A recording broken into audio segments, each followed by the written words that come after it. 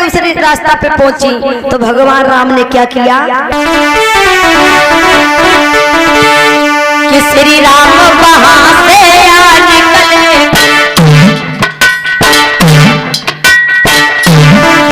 लक्ष्मण को बस टकराए,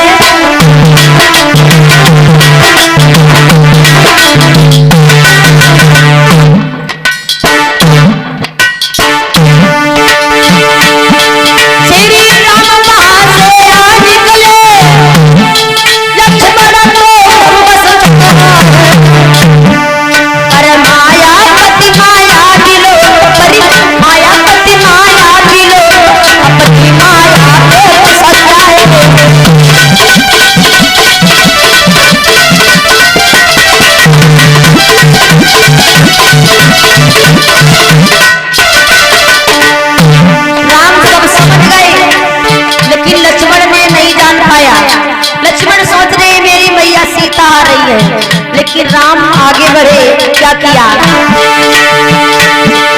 आए प्रेम से प्रणाम किया, बचना मत शील सुधारिए, बोले क्यों शिवी यहाँ क्या करती हो, शिवी यहाँ क्या करती हो, कैलाशी कहाँ मिला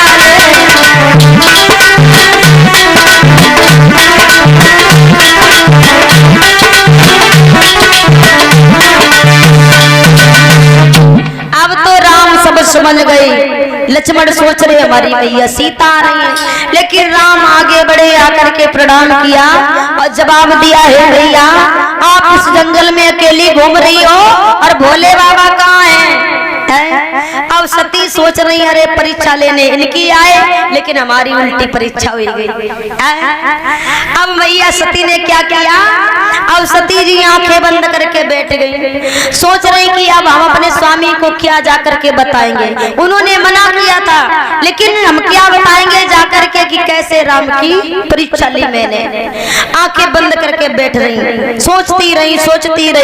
कुछ देर बाद सती ने आंखें खोली तो जिधर नजर जा रही उधर राम लक्ष्मण सीता नजर आ रहे हैं सती के।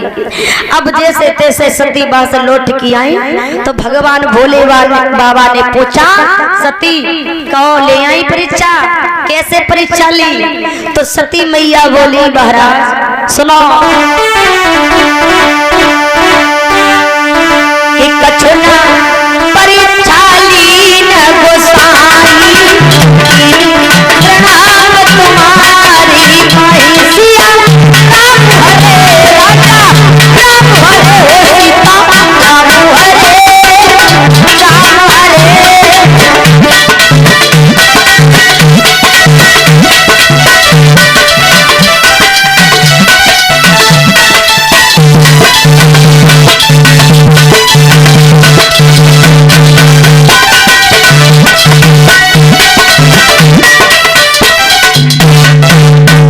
भोले बाबा ने पूछा कहो कैसे परीक्षा ली?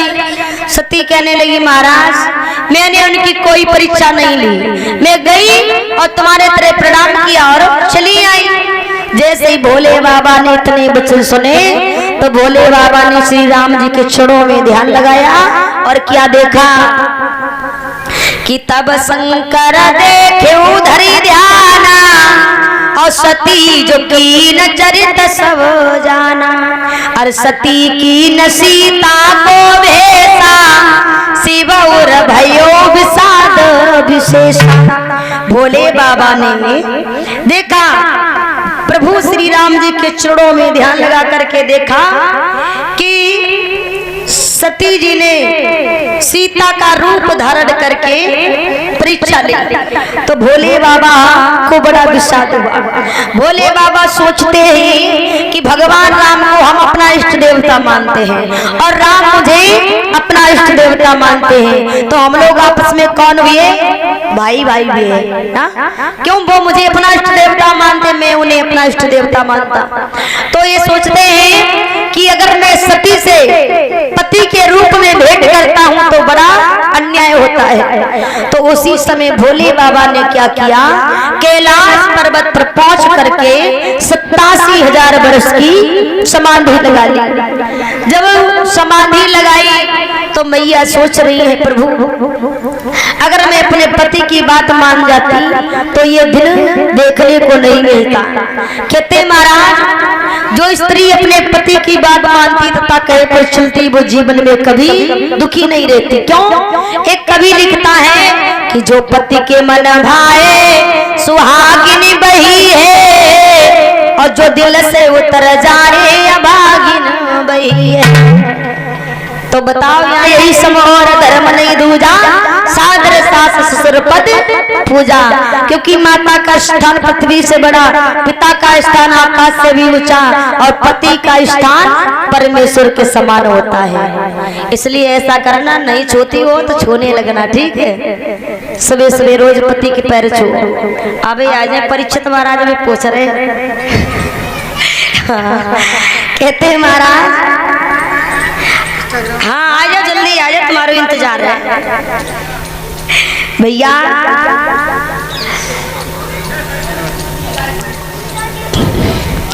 परीक्षित महाराज